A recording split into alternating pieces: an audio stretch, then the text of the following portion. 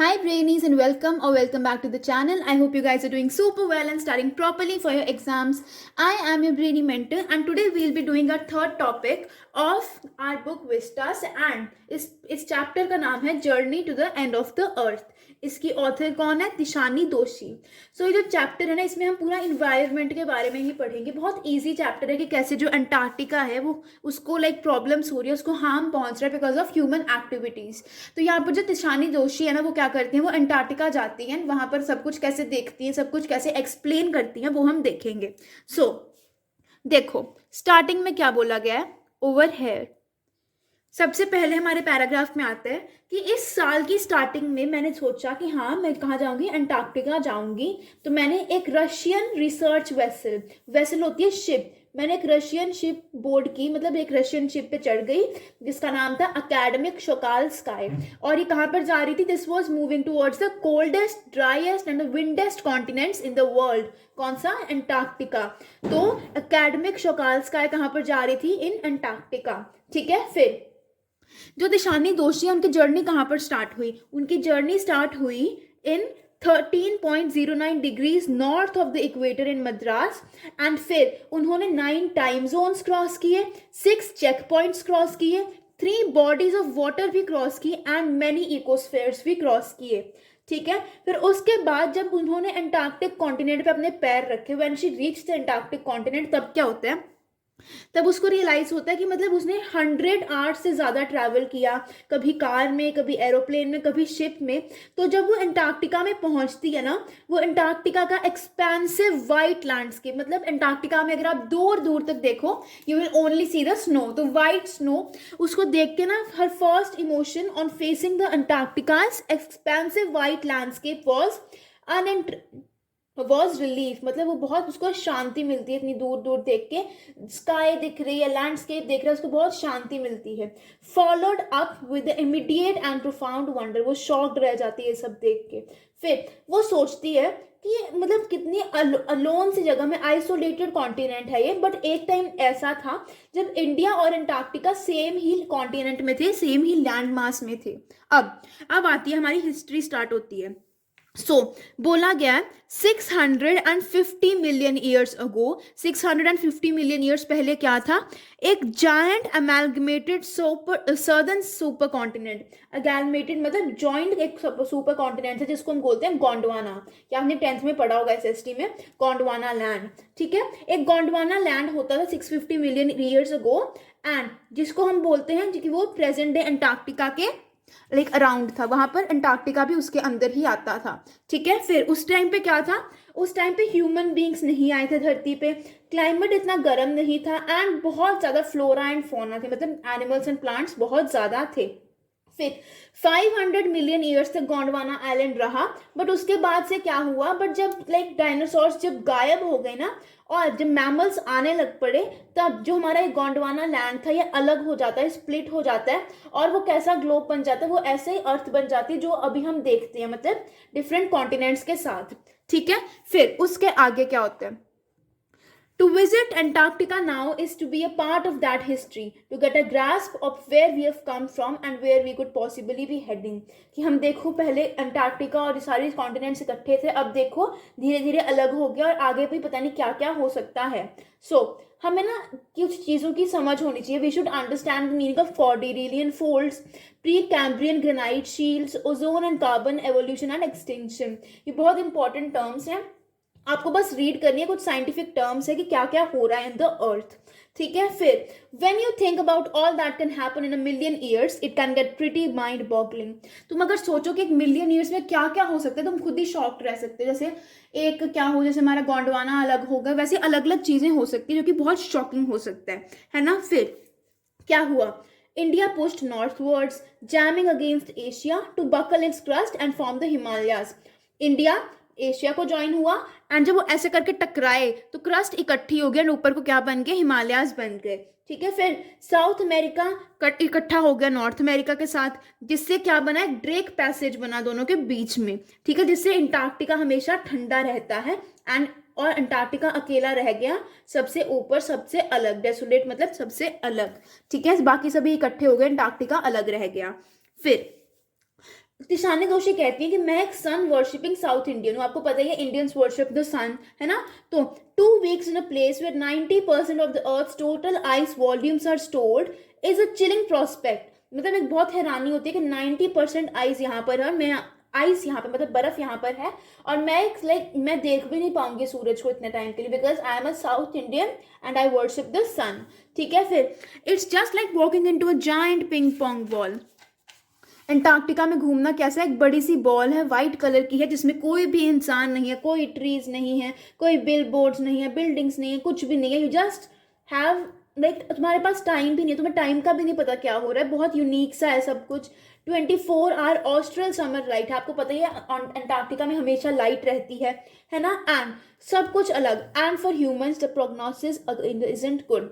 अगर हम फ्यूचर के बारे में सोचेंगे तो वो अच्छा नहीं है, ठीक है, क्योंकि बहुत ज़्यादा प्रॉब्लम्स हो रही हैं। वो देखेंगे हम क्या क्या प्रॉब्लम्स हो रही हैं। सो ह्यूमन इम्पैक्ट, तो ह्यूमन इम्पैक्ट से बोला गया कि ह्यूमन बींग्स, यहाँ पर सिर्फ ह्यूमन बींग्स को अर्थ पे आए हुए कितना टाइम हुआ, 12,000 ईयर्स।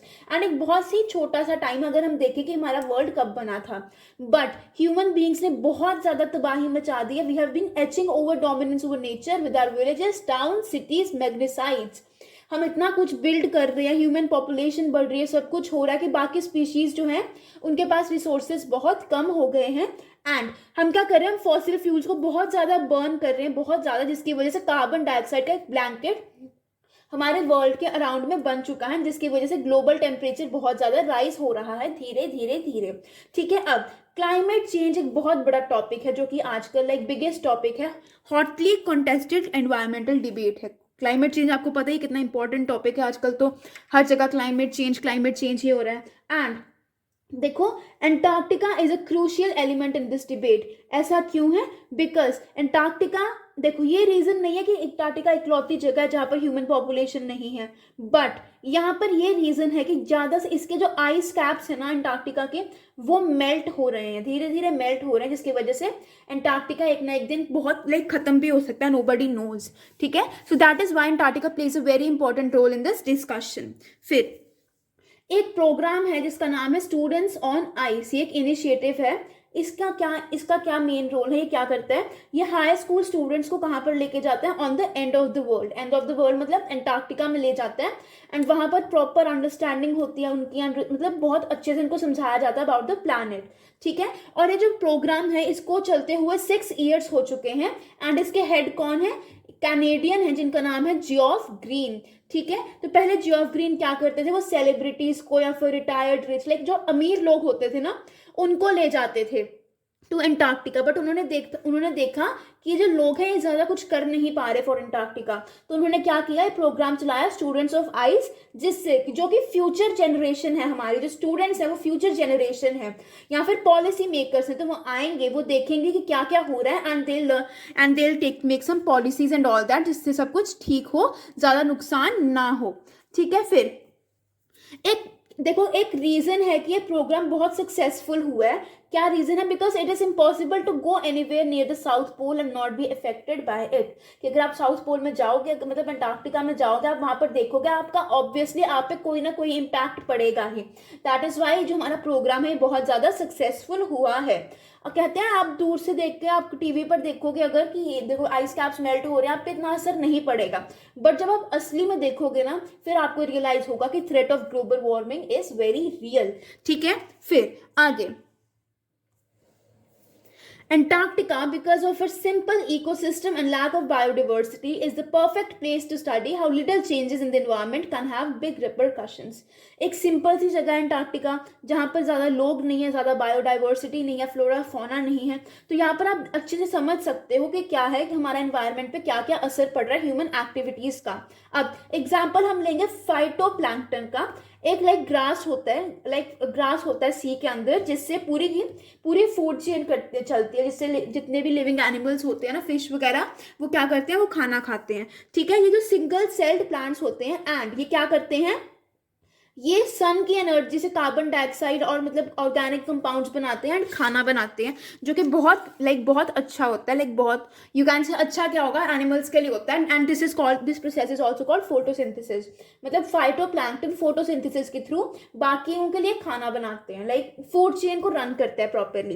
एंड साइंटिस्ट बोलते हैं कि अगर अगर ओजोन लेयर जो है उसको प्रॉब्लम वो ज़्यादा डिप्लीट होती है, तो उससे क्या होगा, सन की एनर्जी नहीं पहुंच पाएगी अर्थ पे, जिसकी वजह से फाइटोप्लैंक्टन ठीक से फंक्शन नहीं करेंगे एंड क्या होगा, मेरीन एनिमल्स की डेथ हो जाएगी एंड बहुत ज़्यादा लाइफ्स भी इफेक्ट होंगी, पूरी की पूरी साइकिल ही खराब हो जाएगी। सो in the parable of phytoplankton, there is a great metaphor for existence. Take care of the small things and big things will fall to place. ठीक है, फाइटोप्लैंक्टन एक छोटी सी चीज है, बट अगर हम फाइटोप्लैंक्टन को सुधार लेंगे, संभाल लेंगे, तो बाकी के बड़े एनिमल्स भी खुद ही संभल जाएंगे। ठीक है, अब आगे हमारा आता है वॉक ऑन द ओशन। तो अब तिशानी दोषी कंक्लूड करती हैं, वो कहती हैं कि जब मैं अंटार्कटिक गई तो मेरा जो एक्सपीरियंस था बहुत ज़्यादा मैनिफेस्टेशंस के साथ, बहुत एपिफेनीज के साथ था। एंड जो शोकाल स्काई थी ना, उनकी जो शिप थी एकेडमिक शोकाल स्काई, उसने क्या किया, वो एक बहुत अंदर तक चली गई थी पूरी आइस के बीच में। एंड फिर कैप्टन ने डिसाइड किया कि हम ना नॉर्थ की तरफ चलेंगे, we will head back north. But जब हम बस टर्न करने ही वाले थे, बट हमें बोला गया कि नीचे उतरो जल्दी से and you have to move on the ocean. ठीक है, तो वो 52 लोग जितने भी शिप में थे एकेडमिक शोकाल स्काई ने, उन्होंने प्रॉपर जैकेट्स पहनी हुई थी, सब कुछ पहना था। वो उतरते हैं एंड दे स्टार्ट मूविंग। वो देखते हैं कि पूरी आइस जमी हुई थी एंड यहाँ पे इनके नीचे क्या था, इनके नीचे पूरी की पूरी एक फूड चेन भी रन कर रही थी। एंड इन द पेरीफेरी दूर देखो तो क्या था, क्रैब ईटर सील्स जो थी, क्रैब ईटर सील्स, वो सन में बैठी हुई थी एंड आइस के ऊपर बैठी हुई थी, प्रॉपर आराम कर रही थी, जैसे हम सन के बीच में करते हैं सर्दियों में, वैसे प्रॉपर आराम कर रही थी। फिर लास्ट में दिशानी दोषी बोलती है कि 9 टाइम जोन्स क्रॉस किए, 6 चेक पॉइंट्स भी क्रॉस किए, बॉडीज ऑफ वाटर किए एंड इकोसिस्टम भी इकोस्फेयर्स भी हमने क्रॉस किए। बट मैं फिर भी सोच रही हूँ कि हमारी जो ब्यूटी है इस प्लैनेट की, क्या ही ब्यूटी है, कि क्या ऐसा हो सकता है कि अंटार्कटिका फिर से एक गर्म जगह बन सकती है, या फिर कुछ ऐसा हो सकता है कि ऐसा भी हो जाए कि बाद में हमें ये दिखे ही ना, कि बिल्कुल ही एक्सटिंक्ट हो जाए। वी हैव नथिंग टू से, but what a difference a day makes. अगर हम छोटे छोटे स्टेप्स लेंगे तो फिर सब कुछ ठीक भी हो सकता है। We can save our Antarctica. So that was the chapter, a very simple, a very cute sweet chapter. I hope you like the video. If you did, don't forget to like, share and subscribe to the channel. You are a training mentor. Have a great day ahead.